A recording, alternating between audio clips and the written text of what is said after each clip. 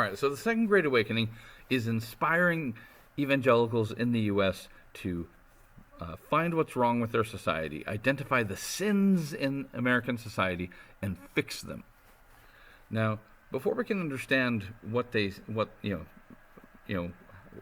they want to fix it and how they want to fix it, we need to understand what they want to fix. We need to understand these big, vast cultural changes that were rattling many Americans. So here goes. We'll start here with rapid economic growth. Now, this seems like a nice problem to have, and in many ways it was. We'll start with the upside, and then we'll end up looking at the downside of rapid economic growth. But first, I want you to notice what's going on in this graph. Let's look at China and India and Africa. Go back to the beginning, and China and India and Africa are doing close to the same as how Western Europe is doing. Western Europe, a little more advanced, but just a little at that point. But you follow China and India and Africa over time, and there's not much change. Their economies are, growing very slowly. It's like the economies of China and India and Africa were about the same in the 1500s and the 1600s, the 1700s, and the 1800s. Not a lot of growth happening. Now that, by the way, is historically normal, right? I mean, if in world history, we'll look at a longer term graph, and we'll see that a sort of flat line of economic growth, historically normal. But there's a bunch of historically unusual stuff happening on this graph. Like, let's look at Western Europe. Why are they a little bit ahead in 1500? Well, they've got the Renaissance going. The scientific revolution is helping them grow some more. So over time, development of capitalism, profits of conquering the New World, coming in the 1500s and 1600s and 1700s. But look at this bend. Something dramatic happens right here that causes European growth to go from gradual to being impressive. Now, the same thing happens a little later in the United States, a couple decades later in the United States. Now, the U.S. is, lost down here, but breaks from the pack with this change, and you see this crazy skyrocketing, almost vertical growth trajectory, the most rapid and impressive growth trajectory ever seen before or since in world history. Man, what is this thing that's bending the line? Evidently, Eastern Europe and Japan also make a similar transition. Some of you have already guessed that what we're talking about, folks, is the Industrial Revolution. Now, the Industrial Revolution, revolution just means big change. Industrial is referring to industrialization, which is a shift to new manufacturing methods, new ways to make stuff, new ways that people can produce the items that they want and need to live a better life. Before the Industrial Revolution, people used human and animal power to produce what they needed. Human and animal, bone and muscle got the job done. But in the Industrial Revolution, Europeans are beginning to, and then Americans, are beginning to find better power sources.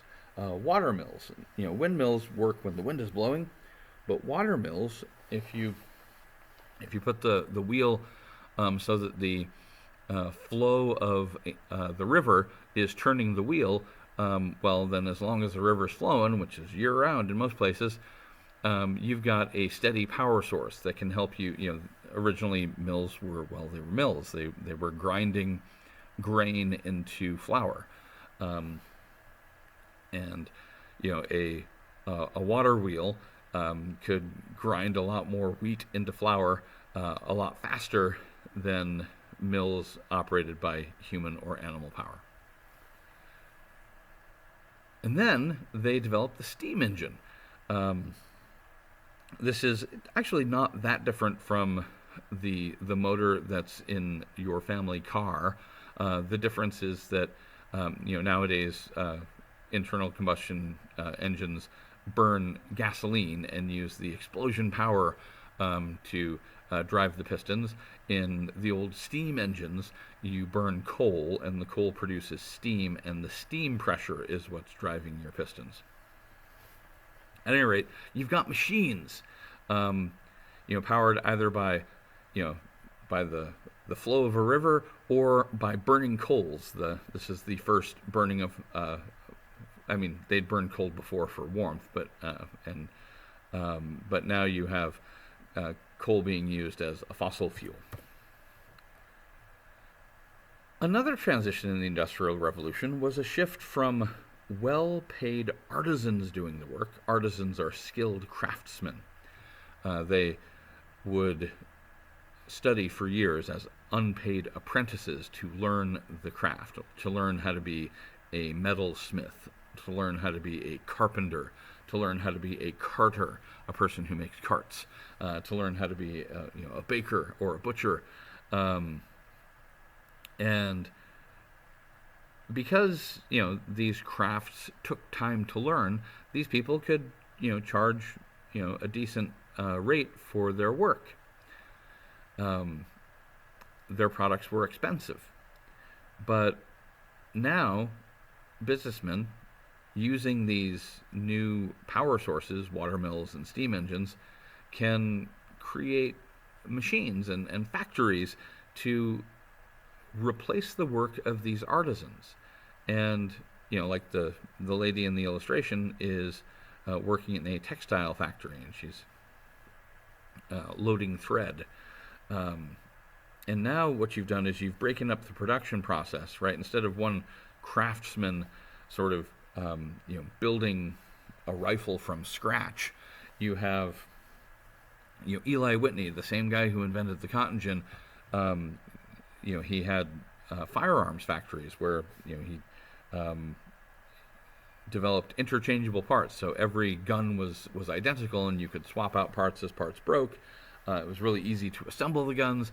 You didn't need, he didn't need to pay a bunch of, skilled gunsmiths, specialists. He had broken down the production process, so everyone's doing just a little step that doesn't require that much training. And so you don't have to pay those people as much. In fact, a lot of these new factory jobs were so easy that even women and children could do them, and factory owners preferred to hire women and children because, by custom of the day, they could pay them a lot less. Now, mentioned before that manufacturing, that's an abbreviation for manufacturing. Manufacturing in the U.S. almost exclusively in the North. South, not much interested in this new industrial revolution, although Southern cotton is going to feed this industrial revolution. Cotton from the U.S. South increasingly replacing wool in textile factories in Britain, the rest of Europe, and in the northern U.S. Technology wasn't just transforming factories, though. Creating factories, and technology was also transforming farming. We talked before about the cotton gin, an efficient way to separate cotton seeds from cotton, which makes the cotton boom possible in the Deep South. But in the North, agriculture is also revolutionized by the machine you see there on the right, the mechanical reaper. Right? Before the mechanical reaper, you want to clear a field, you need a gang of men with sickles and scythes, cutting down and gathering up the harvest. Women often help too. But now, with this machine, you can hook up the machine to a couple horses, and now a couple guys can do the work that formerly took a gang of men. And this means that every farmer, with the assistance of this technology, can farm more land. Now, it wouldn't matter that factory production has improved. It wouldn't matter that American farms are becoming more productive if you couldn't get your products to market. But there is also a transportation revolution going on. And this transportation revolution involves road building. Roads are in red here. And canal digging, right? Canals are man-made, man-dug rivers that link up existing rivers and lakes. Because then and now, the fastest way to move a bunch of heavy stuff was by boat, by barge. Now, building roads is difficult and expensive. Digging canals, digging river-sized ditches, even more expensive. Some private businesses would build roads and canals and try to earn their money back by charging tolls on the roads and canals, but that was a lot of money to front, and it took a long time to make your money back through tolls. So increasingly, state and federal government was taking up the slack and getting roads and canals built and dug. The leader here is Henry Clay. This transportation revolution is part of his American system, right? He calls them internal improvements, improved transportation infrastructure. But he's got a fight on his hands because, Clay is for this, but Andrew Jackson and the Democrats are against it. They think this should be a state and private responsibility. But just to give you a sense of what a big deal this is, before these roads and canals are built, farmers who lived along the Ohio River, when they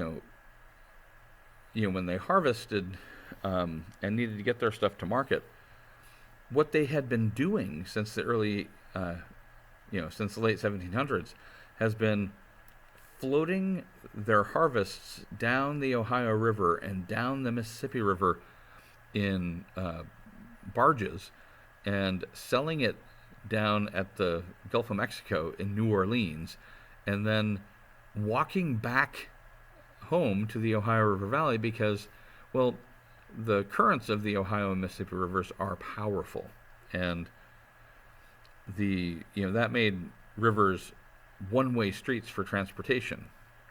Until someone figures out that you can put a steam engine on a boat, and now steamboats can steam up a river. So steamships make American rivers two-way streets.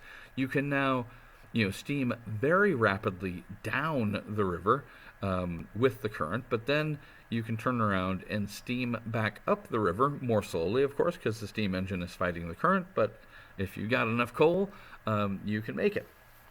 So the transportation revolution is not just about building roads and digging canals. It's also enhanced waterborne transportation by steamship and land transportation with the development of railroads.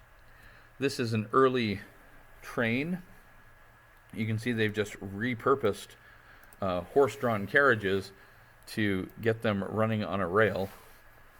Now, building railroads was difficult too. I mean, it starts out sort of like building any kind of road, but then you have to put down the gravel and the big wood beam cross ties and then the steel rails themselves. This is harder than building a road. Not quite as bad as digging a canal, but still a hassle. And again, you've got some businesses that are going to do this, railroad companies. But Henry Clay is thinking, I should add railroads to my American system. The state and federal governments should start subsidizing the construction of railroads somehow too. We'll talk about that more later. The point is that transportation is better because of new roads and canals. It's faster because of steamships and steam locomotives. So we've got an industrial revolution and a transportation revolution, and coming next, more revolutions.